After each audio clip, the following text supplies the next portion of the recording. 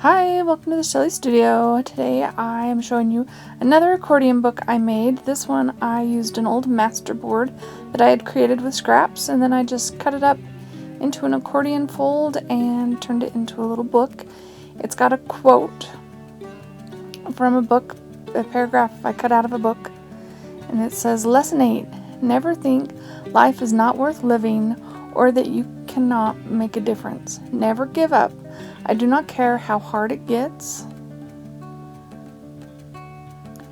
and it will get very hard sometimes.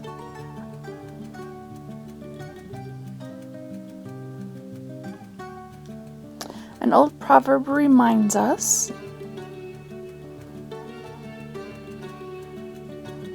that when you get to your wit's end, remember that is where God lives. I don't know, I just thought it was fun and I liked the quote and it's kind of appropriate for right now. So I thought I'd share my little accordion book with you. And I'd like to thank you for watching.